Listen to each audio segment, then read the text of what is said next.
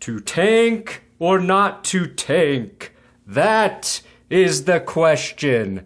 Whether 'tis nobler for the fans to suffer the slings and arrows of outrageous lineups, or to slowly build a contender while drafting every year in the 20s. Welcome back to Benchwarmer Sports. I'm your dumb host, Brandon Perna, and today I'm attempting to answer the very important question: should fans trust the process? More specifically, should fans believe in their team's ownership and front office when they say, this is going to take a while, but in the end, it'll be worth it? Does tanking ever really work in any of the major American sports? Let's jump in today.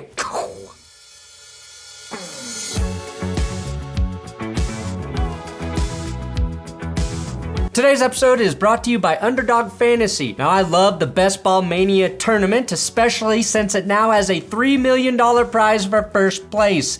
But I'm even more excited for their new weekly contest, Weekly Winners. It's the same best ball format, so you draft your team once, and Underdog tallies your best possible score every week. But the payouts happen every single week during the football season, which means you have a chance to win $20,000 every single week this season. And if you want to play against me in a private draft, I'm dropping a link in the description. It's a $10 entry, 18 rounds with 12 people playing. Slow draft format, so you have several hours to make your picks. My private draft starts once the league is full, so use my link below, and Underdog will match your first deposit up to $100. And again, check out Weekly Winners.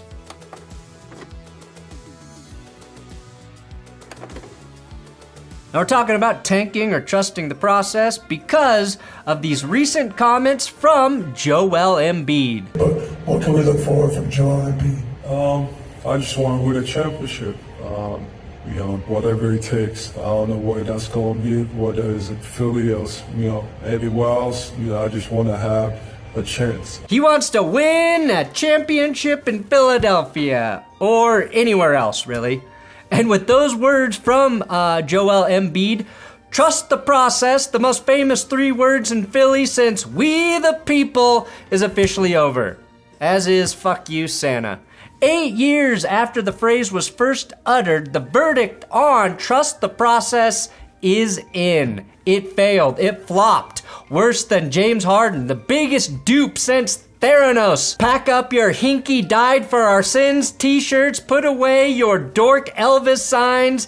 In the words of Rambo, it's over, Johnny. It's over. Nothing is over. Now, I'd be remiss not to mention that Embiid walked back those comments the last couple of days saying he was just trolling.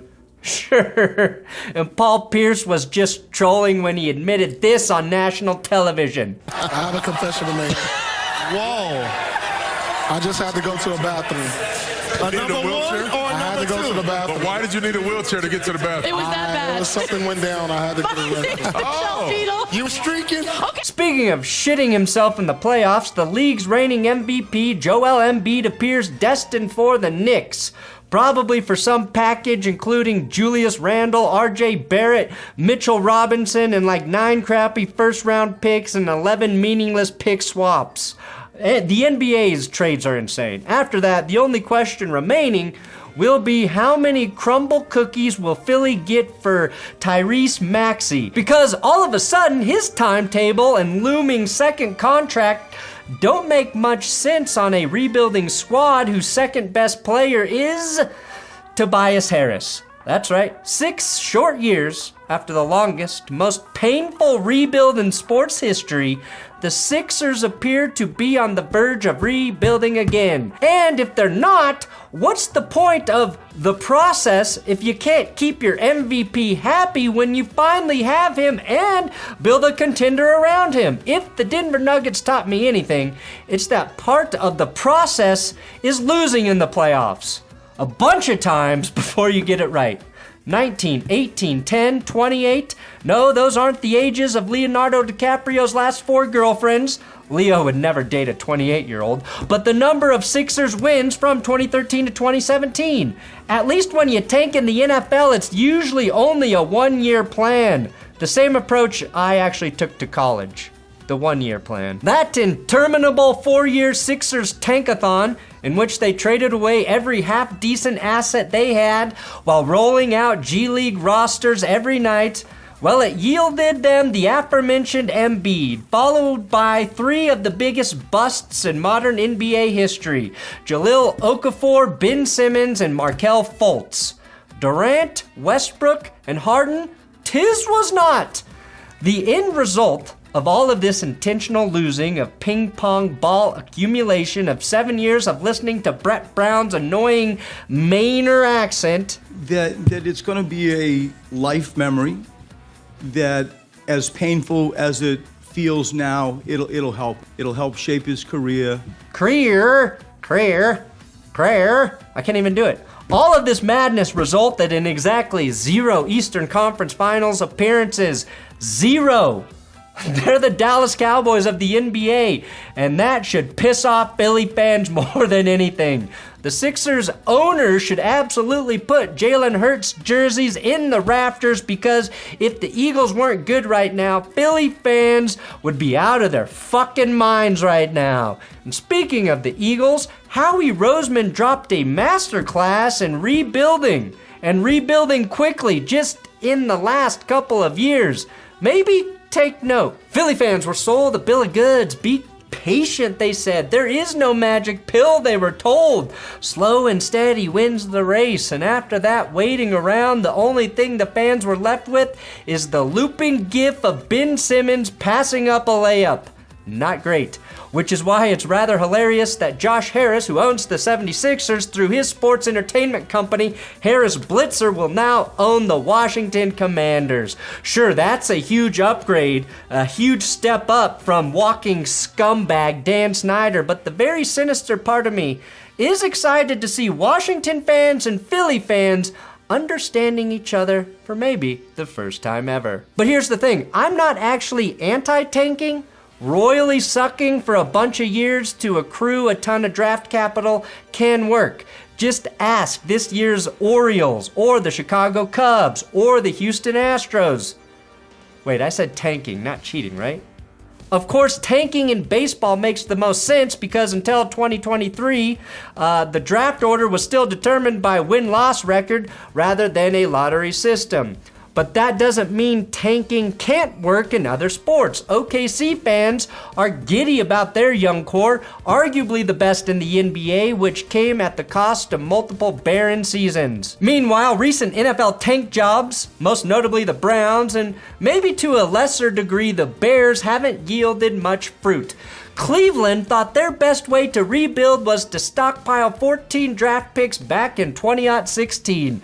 And it turned out that even with double the amount of slotted picks, you still have to find starters with a handful of them, and they failed to even do that. I'll give anyone here $1 billion if you can name the 2016 Browns draft class without looking it up. Note, I will not be actually giving $1 billion. Tanking is the easy part. Stockpiling assets is easy, but converting on those extra opportunities is hard.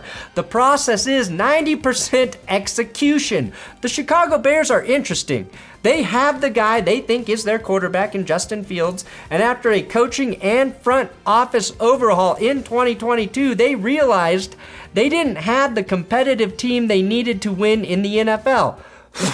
Beard hair. So they allowed Justin Fields to develop in year 2, rush for over 1,000 yards, and sell assets along the way, dealing guys like Robert Quinn and Roquan Smith for draft capital. They then ended up with the first overall pick in the draft when they didn't need to take a QB and traded that to the Panthers for DJ Moore and a shit ton of draft picks. They kind of lucked into an insanely beneficial rebuilding situation because of the Texans. Now I'd like to put the Dolphins in the mix for a successful NFL tank, but if you recall, former head coach Brian Flores, in his discrimination lawsuit against the NFL, accuses the Dolphins of asking him to tank, him refusing to tank, and then the team winning too many games to actually tank, but still getting the quarterback they started to tank for in Tua Tagovailoa. which then was instantly thought of as the wrong quarterback to tank for after Joe Burrow and Justin Herbert hit the ground running. Miami had to fire Brian Flores with a winning record after trying to tank and also parlaying Laramie Tunsil into what seemed like an endless supply of draft capital, which they then turned into Jalen Waddle and Tyreek Hill, which I'd say panned out if concussions didn't exist for Tua. My point, tanking in the NFL can only work to get you to that illustrious top pick. And there better be a generational type quarterback waiting for you there. The quote, trust the process in the NFL is far more complex than the NBA and even the MLB. The Rams, for example, went all in via free agency when they acquired Matthew Stafford, OBJ, and Von Miller. They won the Super Bowl that year, and now they have no money or draft capital and are in a reverse tank mode after winning it all. Win then suck is their philosophy.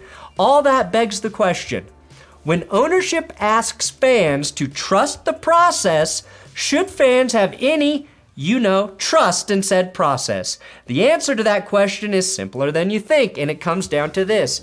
Has the person or people who are asking for trust done anything to show that they are trustworthy? It's really a simple yes or no question. Because being bad is not enough. You have to also be good at drafting, at scouting, at player development, at signing the right free agents when the time is right. The Sixers were good at the being bad part, but they were bad at the being good part. If that makes any sense. They nail half the process. Here's how a lengthy rebuild is supposed to work. When Wonder Kid... Some kind of wonder kid. Some kind of what? It is Wonder Kid. I think you mean Wonderkind, yeah? Wonderkind GM Theo Epstein arrived in Chicago. He came equipped with an organizational philosophy and a clear-eyed strategic plan. He preached patience and promised greatness. All the players had to do was trust his Epstein Island approach. A name he has since changed. With this ownership and with this fan support, I firmly believe that we can preserve all of those things I just mentioned that make the Cubs so special, and over time build a consistent winner, a team that is playing baseball in October regularly, and a team that will ultimately win the World Series. Why could Cubs fans believe that Theo could deliver the long-suffering franchise to the promised land? Because he had just done that exact thing in Boston. The Red Sox 2004 World Series was definitive proof that Theo's process worked. In Theo we trust, they said, and he delivered. And because of his track record in Boston, every Cubs fan on the planet was more than willing to endure 3 super sucky seasons in the Wrigley bleachers, happily drowning their short-term sorrows in old-style drafts. The same can be said about Oklahoma City Thunder GM Sam Presti, who hasn't won a title in OKC but does have a proven track record of consistently nailing draft picks like Russell Westbrook, Steven Adams,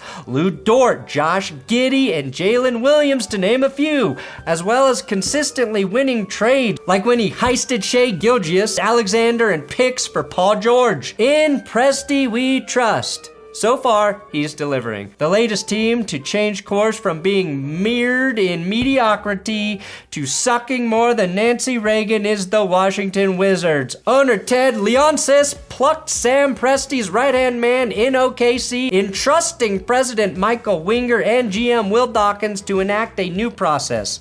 And in their introductory press conference, it was clear that this process would require 2 things from the fans: time and patience. Can't have flash in the pan overnight success, that this will take a long time. It'll take time, and it's going to start. It's going to start on the ground floor. And it's going to take time, and I've proven that I'd be patient. As for the Wizards, it's too early to tell if they're headed down the path of the Thunder or of the Sixers. It's too early to tell if Winger and Dawkins have some of that magic organizational touch, or if they're just like most of these Rob Pelinkas who just know how to fill out a nice suit and conduct a decent PowerPoint presentation. And the only certainty is this: the executives telling you to trust the process, hold on to their jobs until it's over. And even if they get fired, they get better jobs somewhere else. That's it. Trust the process in baseball, sometimes in basketball, but there are too many variables in the NFL. In terms of hockey, they don't tank. The NHL and hockey players just have too much goddamn respect for the sport and for themselves to do it. In the NFL, find yourself a quarterback or you're screwed. And if you tank for a QB, you better get it right. Do you think the Cleveland Browns would draft Baker Mayfield again with the first overall pick in the 2018 draft with Josh Allen and Lamar Jackson on the board? No, they'd take Josh Rosen. The Browns are so fucking inept, they'd be the only team to mess up their own do-over with hindsight. They'd write down Josh on the draft sheet. The NFL would be like, which Josh do you want? They'd freak out, in panic, and just yell, Rosen! We'll take Rosen! Thanks for watching Benchwarmer Sports here on That's Good Sports. Subscribe for more sports videos.